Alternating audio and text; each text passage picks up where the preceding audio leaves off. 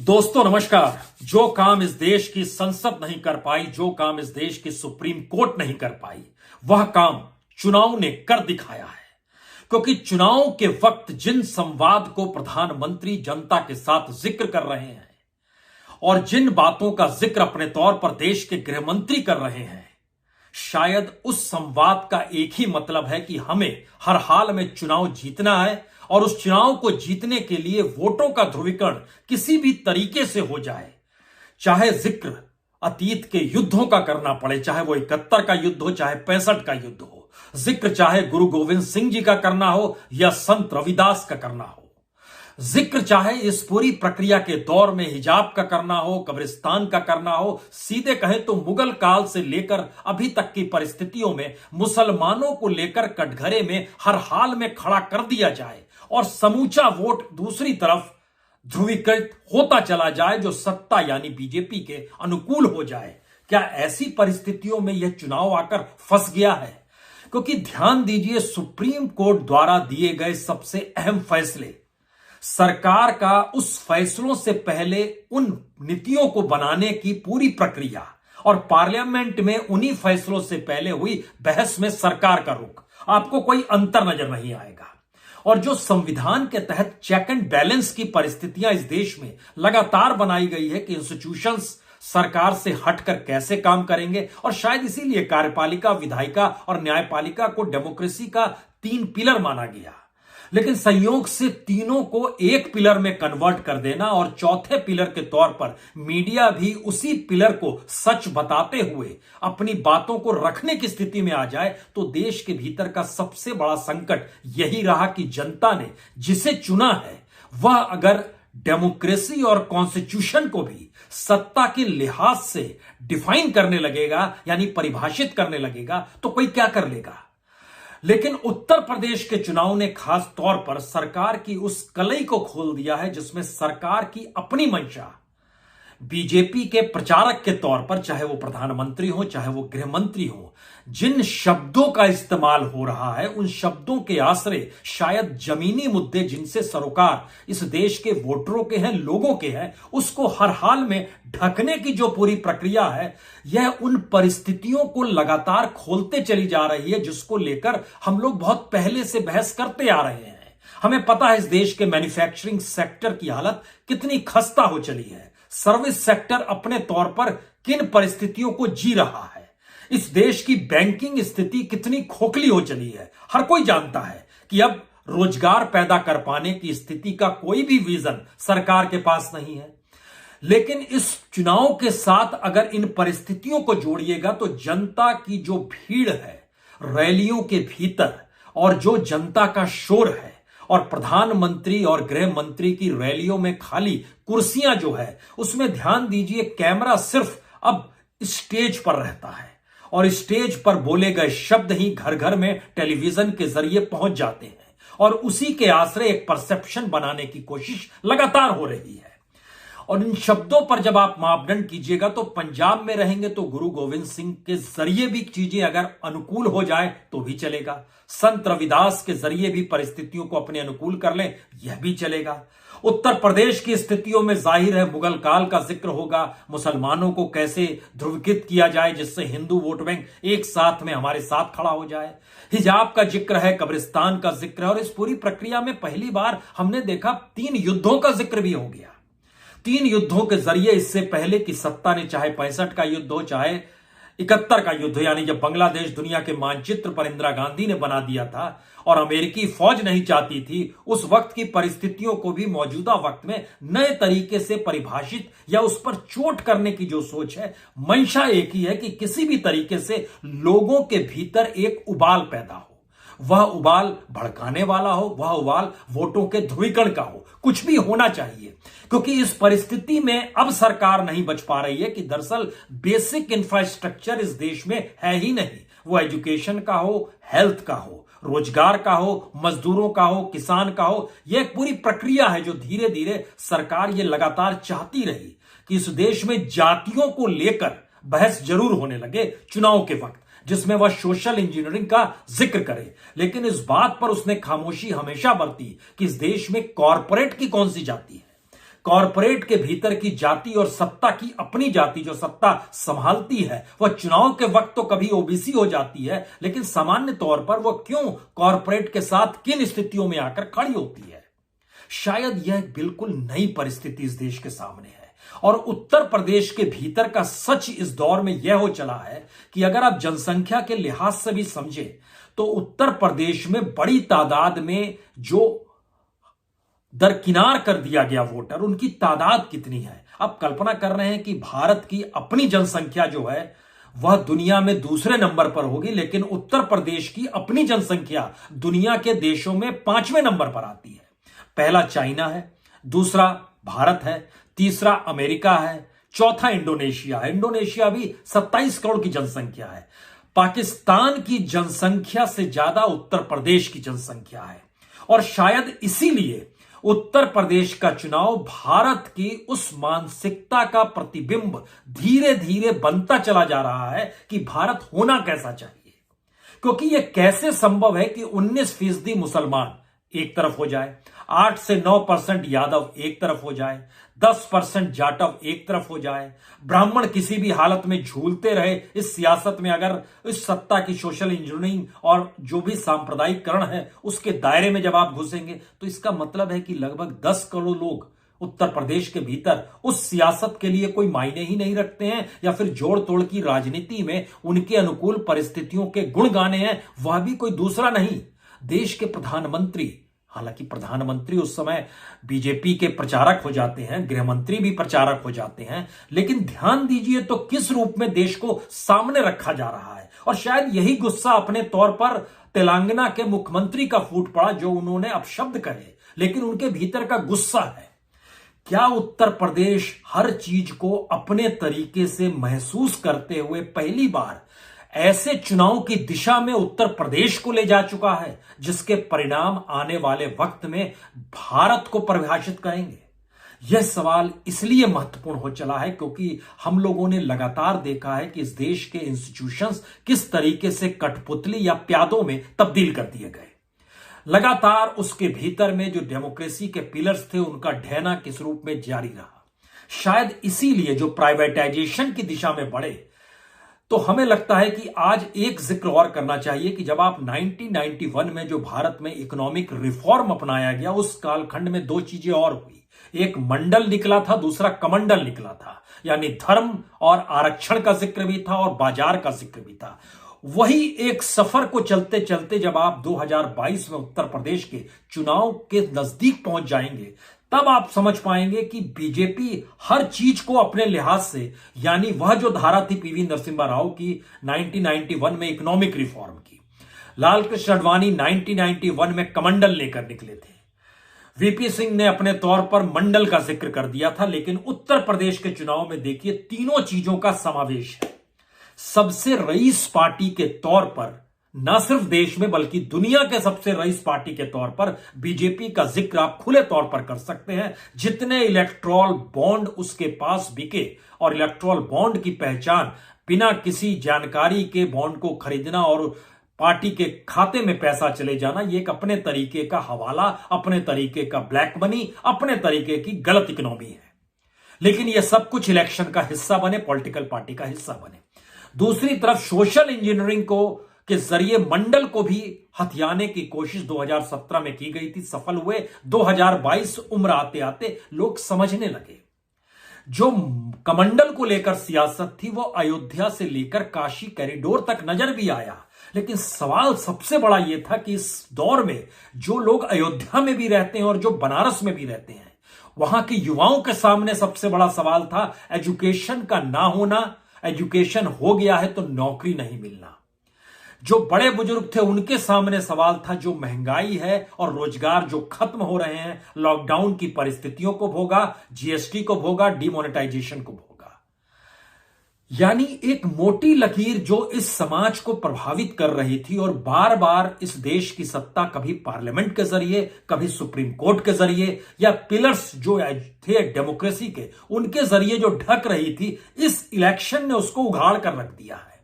तो क्या उत्तर प्रदेश के भीतर में पहली बार बीजेपी को अखिलेश यादव से सामना नहीं करना पड़ रहा है? समाजवादी पार्टी नहीं है सामने, या कोई कांग्रेस या बीएसपी नहीं है। पहली बार जनता वर्सेस बीजेपी की स्थिति तो नहीं आ गई है। और बीजेपी भी दरअसल इस दौर में पूरी तरीके से बदल गई, क्योंकि बीजेपी में सामूहिकता का बोध खत्म हो गया। कौन सा कैबिनेट मिनिस्टर है जो इस बात को ठोक कर कह दे कि दरअसल अपनी मिनिस्ट्री में हम जो चाहते हैं हम वही करेंगे?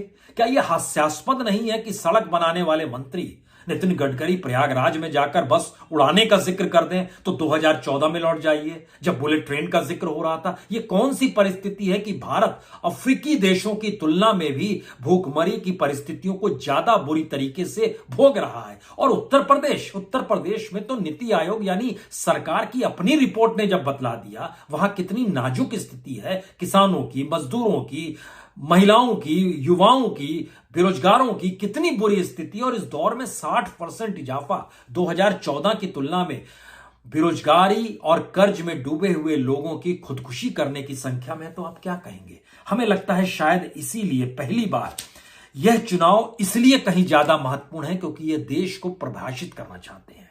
और उत्तर प्रदेश के चुनाव में जनता ही शायद सीधे तौर पर अब बीजेपी के सामने खड़ी हो रही है। इसमें सफलता की ताली जो है समाजवादी पार्टी या अखिलेश को बजाने की अभी जरूरत नहीं है। सवाल यह है कि मान लीजिए अगर 2022 में 10 मार्च के रिजल्ट में बीजेपी हार भी जाती है तो इतनी पावरफुल पार्टी क्या करेगी उसके बाद? पहला सवाल यह निकलता है। दूसरा सवाल 2024 की दिशा में बढ़ते हुए कदमों में जब 2022 को जीतने के लिए जिन रास्तों और जिन भाषा और जिन संवाद और जिन मुद्दों को उठाने की कोशिश सत्ता कर रही है वह कितनी तीव्र गति से आने वाले वक्त में चलेगी? यह एक पूरी प्रक्रिया है, पूरा प्रोसेस है कि शहरों की जमीन भी कॉरपोरेट के पास चली जाए, आदिवासियों की जमीन भी कॉरपोरेट के पास चले जाए, खेती की जमीन भी कॉरपोरेट के पास चले जाए, खनन भी कॉरपोरेट के पास चला जाए, रेलवे भी कॉरपोरेट के पास चला जाए, हवाई अड्डे भी कॉरपोरेट के पास चले जाए, बंदरगाह भी कॉरपोरेट के पास चला जाए। इस देश की मैन्युफैक्चरिंग यूनिट और इस देश का रिटेल सेक्टर दोनों कॉरपोरेट के पास चला जाए। यानी ध्यान दीजिए, तो स्टेट में जो वेलफेयर स्टेट तो दूर की बात है, जो डेमोक्रेसी के कुछ अंग जो भारत का संविधान भी बताता है वह भी इस दौर में कैसे गायब किया गया। तो क्या एक अंधेरी गुफा से गुजरता हुआ भारत इस चुनाव के जरिए आने वाले वक्त में कोई नई दिशा देख पाएगा? वो दिशा अच्छी होगी या बुरी होगी अभी इस पर कोई सवाल उठाना मुश्किल काम है, लेकिन यह तो तय है कि इन बीते 5-8 वर्ष के भीतर में भारत को उस कालखंड को जीना ही था शायद, क्योंकि जो सफर भारत ने आर्थिक परिस्थितियों का अपनाया उसमें पूरे तरीके से हर क्षेत्र में मिसमैनेजमेंट था। कल्पना कर सकते हैं कि मिसमैनेजमेंट की स्थिति क्या रही होगी। इस देश के भीतर में हम पानी का भी मैनेजमेंट नहीं कर पा रहे हैं, हम इस देश में एजुकेशन का मैनेजमेंट नहीं कर पा रहे हैं, हम इस देश के भीतर में हेल्थ सेक्टर का मैनेजमेंट नहीं कर पा रहे हैं। तो हमारे पास क्या चीजें बची? यानी हवा ही एकमात्र बची है, उसको भी हमने प्रदूषित कर दिया। और उसके लिए भी हमारे पास कोई मैनेजमेंट की स्थिति नहीं है, कोई विजन काम नहीं कर पा रहा है। और इन सारी परिस्थितियों के ठीक समानांतर जो हम लोग मानकर चलते थे कि किसी भी गवर्नेंस का काम यही है कि वह इस देश में रोजगार पैदा करे, उत्पादन पैदा करे, एक्सपोर्ट को बढ़ाए, इकोनॉमी को डेवलप करे, इकोनॉमी हर व्यक्ति के साथ जुड़ती चली जाए, उसकी संपन्नता और उसकी बौद्धिक क्षमता का विकास हो। लेकिन तमाम परिस्थितियां धीरे धीरे पीछे लेकर आने लगी और दुनिया के बाजार में यूनिवर्सिटीज के रैंक में भारत की स्थिति और नाजुक हो गई। भारत का युवा दुनिया में कहीं नहीं है, नो वेयर इंडियाज स्टूडेंट्स। इस बात का जिक्र राष्ट्रीय नहीं अंतर्राष्ट्रीय तौर पर होने लगा है। तो हम किस भारत को गढ़ रहे थे? क्या उसकी असल परीक्षा उत्तर प्रदेश में जनता अब इस बात को समझ रही है? भला हो टेक्नोलॉजी का। टेक्नोलॉजी ने बहुत तेजी के साथ ना सिर्फ मैसेजेस को पहुंचाया है बल्कि टेक्नोलॉजी ने लोगों को जागरूक भी बनाया है। और इसीलिए यह टेक्नोलॉजी का असर है कि कहीं की भी कोई घटना होती है उससे वहां की जनता सीधे संवाद करने की दिशा में आ जाती है। यह कैसी परिस्थिति है कि एक एक करके जो हम लोगों ने इस दौर में आंदोलन देखे, अगर ध्यान दीजिए तो आंदोलन की परिभाषा में जीएसटी को लेकर भी सूरत में जब आंदोलन हो रहा था वहां की टेक्सटाइल इंडस्ट्री पूरी तरीके से ध्वस्त हो गई थी। कितनी बड़ी तादाद में लोग निकल कर आए थे। उसके बाद ध्यान दीजिए तो सीएए एनआरसी को लेकर जो इस देश में आंदोलन हुआ, उसके बाद ध्यान दीजिए किसानों ने जो आंदोलन किया, ये सभी एजुकेटिव कर रहे थे इस देश की अपने लोगों को। और यह लोग लगातार सीखते समझते चले जा रहे थे। लेकिन इस चुनाव की खासियत यह रही कि जब दिल्ली की लुटियंस दिल्ली से सैयद लोक कल्याण मार्ग या फिर रायसीना हिल से निकलकर प्रधानमंत्री जब पंजाब पहुंचे या उत्तर प्रदेश की गलियों में पहुंचे या फिर गृह मंत्री जब पहुंचे, तो उन्होंने जो संवाद की भाषा बनाई वह उस टेक्नोलॉजी से पहले की थी जिस टेक्नोलॉजी के जरिए लोग इस दौर में शिक्षित हो चले हैं, जागरूक हो चुके हैं, जान चुके हैं कि इस देश के मुद्दे क्या हैं। शायद इसीलिए जब देश के गृह मंत्री जिक्र करते हैं कि अगर विभाजन के समय प्रधानमंत्री नरेंद्र मोदी होते तो पता नहीं क्या होता, कमाल की सोच है ये। या फिर मुगल काल से मौजूदा मुसलमान की नस्लों को जोड़ना, अजीबोगरीब परिस्थिति है ये तो अभी भी स्थिति अनुकूल है कि धर्म को लेकर जो मोटी लकीर खींची गई है, अब उसको एक विभत्स चेहरा जो है सत्ता का नजर आने लगा है। क्योंकि जो धर्म यानी कमंडल और मंडल को मिलाकर सत्ता पाने की जो सोच थी, अब उसे अयोध्या में भी लोग जान रहे हैं, यानी फैजाबाद के इलाके में भी लोग समझ रहे हैं, बनारस में भी लोग समझ रहे हैं। और जातियों के समीकरण में ओबीसी भी अब इस बात को समझने लगा है और इसको शेड्यूल कास्ट भी समझने लगा है, इसको ब्राह्मण भी समझने लगा है, अपर कास्ट भी जान रहा है कि आने वाले वक्त में उसको तो अपनी जिंदगी और अपने परिवार को भी देखना है, जो जिसके लिए तमाम रास्ते धीरे धीरे यह राजनीति बंद कर रही है। तो फिर बचेगा क्या आखिर में? शायद यह वो परिस्थितियां हैं, क्योंकि कुछ सरकार के जो डॉक्यूमेंट्स हैं और सरकार के जो डाटा है, हमको लगता है उसका इसलिए जिक्र करना चाहिए क्योंकि कॉरपोरेट के हाथ में जब इंफ्रास्ट्रक्चर दे दिया गया, बेसिक नीड दे दी गई और रिलीजियस एस्पेक्ट भी दिया गया है, यानी जो इंफ्रास्ट्रक्चर जो पर्यटन के लिहाज से धार्मिक स्थलों को बनाया जा रहा है वह भी कॉरपोरेट के हाथ में दिया जा रहा है। हम लोग अक्सर जिक्र करते हैं कि ताजमहल और लाल किला दे दिया गया, अब इसमें मत जाइए, वो तमाम मंदिर भी जाओ अपने तौर पर पर्यटन और कमाई का हिस्सा होंगे। यानी ध्यान दीजिए, कमाना महत्वपूर्ण है, बाजार महत्वपूर्ण है, इकोनॉमिक रिफॉर्म के नाम पर हर चीज का मोनेटाइजेशन। उस लिहाज से जब हमने परखना शुरू किया कि इस वक्त जो कॉरपोरेट की जो 5 टॉप कॉरपोरेट है उसके पास जितनी पूंजी है, वह पूंजी अगर हम 20 साल पहले चले जाएं, अटल बिहारी वाजपेयी के काल में ही चले जाएं, तो उस समय उस कॉरपोरेट की पूंजी से भारत की जो अपनी जो पब्लिक सेक्टर की जो अपनी कंपनियां काम कर रही थी उससे जो कमाई थी, और उसमें एलआईसी का भी जिक्र करने की आज की तारीख में जरूरत है, क्योंकि एलआईसी को भी धीरे धीरे खाली कंगाल बन के प्राइवेट सेक्टर में सौंप दिया जाएगा। अब चिंता मत कीजिए, और पहले राउंड में 10% होगा, 5%, 10%, 20%, 50%, 51%, फिर 74%। धीरे धीरे चीजें कैसे शिफ्ट कर दी जाएंगी, यह बैंकों की पूरी प्रक्रिया और आरबीआई की पूरी सोच के हिसाब से आप समझ सकते हैं। जो सन 2000 में और 2022 में, इस 22 साल पहले की परिस्थिति में कॉरपोरेट की पूंजी आज की पूंजी की तुलना में लगभग 1/4 थी। यानी इस दौर में उस समय 25 रुपीज उसके पास थे, तो आज उसके पास 100 रुपीज हो गए हैं। उस समय गवर्नमेंट की जो अपने पीएसयूज और तमाम चीजें काम कर रही थी, उस समय उस 25 रुपए की तुलना में गवर्नमेंट के पास लगभग 55 रुपए थे। आज की तारीख में वह 55 रुपए घटकर लगभग 12 रुपए पर आ गए हैं, और जो कॉरपोरेट है वो 25 रुपए से बढ़कर 100 रुपए तक पहुंच गया। इस स्थिति में भारत की इकोनॉमी को संभालेगा कौन? विजन किसके पास होगा? और जो पूरे आरक्षण की लड़ाई थी उसमें प्राइवेट सेक्टर का योगदान कैसे उस आरक्षण को लेकर होगा, यह भी एक सवाल है। वह तो प्रॉफिट बेस्ड सिस्टम को चलाता है। गवर्नमेंट प्रॉफिट बेस्ड सिस्टम के लिए नहीं बनाई जाती है, वो वेलफेयर के लिए बनाई जाती है। इसीलिए एक गरीब का वोट और एक रईस का वोट बराबर माना जाता है। लेकिन बार बार इस बात का जिक्र होता है कि जब घाटे में चल रही है तो हम कैसे संभालें। सवाल है कि इस देश के भीतर में गरीबों की तादाद अगर लगातार बढ़ रही है तो फिर सरकार पल्ला झाड़ लेगी उनसे क्या, उनके लिए क्या दफन करने की परिस्थितियों को ले आ देगी। इस चुनाव के भीतर उत्तर प्रदेश के भीतर जो रिएक्शन है वो इसी बात का रिएक्शन है, और इसीलिए बीजेपी वर्सेस जनता की परिस्थिति आ रही है। गांव गांव में अगर बीजेपी के उम्मीदवारों को रोका जा रहा है तो उसकी बड़ी वजह यही है, वहां के लोगों के भीतर गुस्सा है। ये लगातार आंकड़े बताते हैं, हमने आपको ये स्कीम में इतना दे दिया, इतना पैसा दे दिया, इतना सब कुछ दे दिया, ये फैक्ट है। इसका मतलब है कि अभी भी एक बड़ा तबका है जिसको 5 किलो अनाज से साथ में जोड़े रखा जा सकता है, और ये बीजेपी के साथ जुड़े हुए हैं, इससे कतई इनकार नहीं। और वही वोट बैंक बीजेपी लगातार सहेजने और संभालने की कोशिश कर रही है।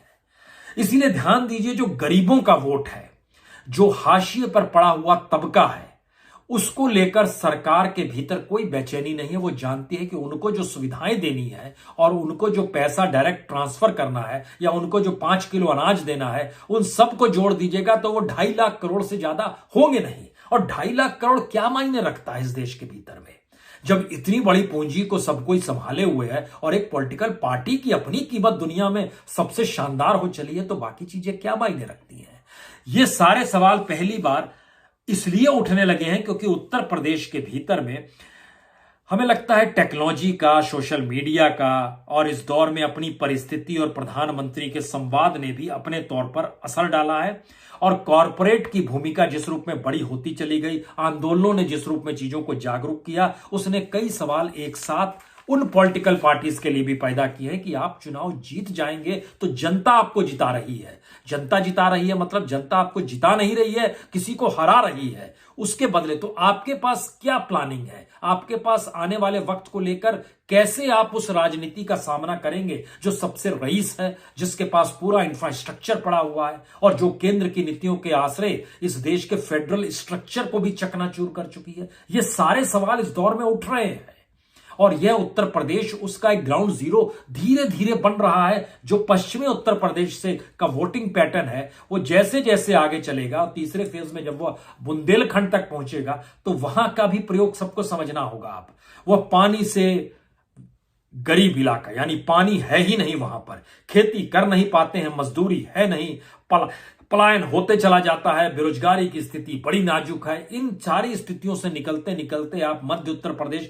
और धीरे धीरे पूर्वांचल की दिशा बढ़ेंगे जो अपने तरीके से गरीब और मुफलिस है। उसके सामने आप कौन सा संवाद बनाएंगे? अयोध्या, काशी कॉरिडोर, मथुरा, पाकिस्तान, चाइना, आने वाले वक्त में अंतर्राष्ट्रीय छवि या वहां के धार्मिक परिस्थितियों को भरना, कौन सी छवि बनाएंगे आप? ये सारी चीजें ना तो पेट से जुड़ी है, ना जिंदगी से जुड़ी है, ना विकसित होने की प्रक्रिया से जुड़ी है, ना फिर इस रूप में जुड़ी है कि आने वाले वक्त का भारत कैसा होगा। उत्तर प्रदेश को ये चीजें निर्धारित करनी है, उत्तर प्रदेश को यह समझना है। इसीलिए उत्तर प्रदेश की बहस में अखिलेश से ज्यादा बीजेपी को लेकर बहस है। और वह जो गरीब तबका है जो 5 किलो अनाज पा रहा है, यकीनन उसका अपना झुकाव बीजेपी के तरफ अभी भी है, इससे कोई इनकार नहीं। और वही वोट बैंक के आश्रय लगातार बीजेपी इस बात को लेकर दावा भी करती है कि हम सत्ता में आ जाएंगे। लेकिन पहली बार वह मिडिल क्लास का भ्रम टूट रहा है, वह लोअर मिडिल क्लास का भ्रम टूट रहा है, उस तबके का भ्रम टूट रहा है जो जानता है कि उसे आने वाली अपनी ही पीढ़ियों को किस रूप में भारत को सौंपना है। उत्तर प्रदेश की 24 करोड़ जनसंख्या, इंडोनेशिया 27 करोड़ है, यानी आप कल्पना कर रहे हैं कि अमेरिका जो है वो 33 करोड़ है, भारत और चाइना ही बचे उसके बाद। तो यूपी का मतलब दुनिया के मानचित्र पर कितना महत्व वाला है और वहां की राजनीति किस रूप में प्रभावित करेगी, यह आज की तारीख में प्रवासी मजदूर जो तकरीबन 1.25 करोड़ से ज्यादा प्रवासी मजदूर उत्तर प्रदेश के थे, क्या उनके घरों में झांका जाए? जो किसानों का तबका था, जो गन्ना किसानों से निकलता है और चावल और गेहूं उगाने वाली परिस्थिति में पूर्वांचल में चले जाइए, इस पूरी कतार को हम समझना शुरू करें। जो मजदूरी थी, जो नरेगा से जुड़ा हुआ था, जो मनरेगा के मातहत जिसको काम नहीं, क्या उनसे जुड़ा जाए? जो महिलाओं की अपनी परिस्थिति है और जो परिस्थिति नजर आ रही है, वह परिस्थिति अंदर से हिलाने वाली है। कानपुर के भीतर में प्रियंका गांधी निकलती है और एक महिला को देखकर एक दूसरी महिला आके लिपट जाती है और रोते हुए बतलाती है कि किस तरीके से उसकी बेटी के साथ क्या कुछ हुआ। तो क्या थाने काम करना बंद कर गए? न्याय की स्थिति इस देश के भीतर ताकतवर लोगों के साथ जुड़ गई, या फिर जाति जो प्रमुख है, जो सत्ता के अनुकूल है, उसके साथ जुड़ गई? ये सारी चीजों की परीक्षा इस दौर में जरूर हो रही है। हम जिस खास तौर से आखिर में कुछ डाटा का जो जिक्र करना चाहते हैं, उसमें 2-3 बातें नजर आती हैं कि इस दौर में जो सरकार का, केंद्र सरकार की भूमिका भी उसमें ले आइए। जानबूझकर जो वोट बैंक वाली राजनीति है, उसमें उन इलाकों को गरीब बनाए रखने की सोच पॉलिटिशियंस ने आजमाई है। उन पॉलिटिशियंस की कतार में कुछ छत्रपों को भी आप ले लीजिए, लेकिन इस दौर में केंद्र सरकार जिन बातों का जिक्र करती है, जो 5 किलो अनाज का जिक्र कर रही है, आज बिहार में 5 किलो अनाज बंद हो गया, इलेक्शन के बाद उत्तर प्रदेश में भी बंद हो जाएगा। गरीब बनाए रखना और अपने ऊपर निर्भर बनाए रखना, इन दोनों परिस्थितियों को सरकार अपने तरीके से इंप्लीमेंट करने को ही नेशनलाइजेशन और राष्ट्र अपने तौर पर नेशनलिज्म मानती है। यही है राष्ट्रीयता, जहां केंद्र सरकार पर आप निर्भर हो जाएं और गरीब बने रहें।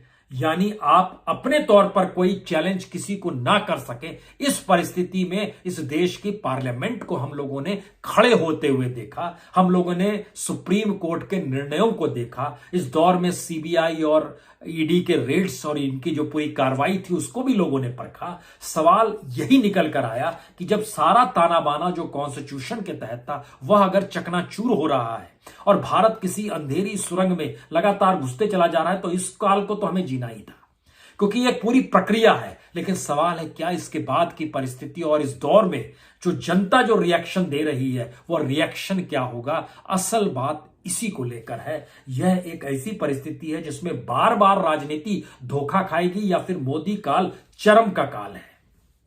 उस चरम को उसने छू लिया है जहां से आगे कोई खाई आपको नजर नहीं आती है। क्या ऐसी परिस्थिति है? ये सारे सवाल हैं जो शायद उत्तर प्रदेश की राजनीतिक परिणाम के साथ निकलकर जवाब देने की स्थिति में आ जाएंगे।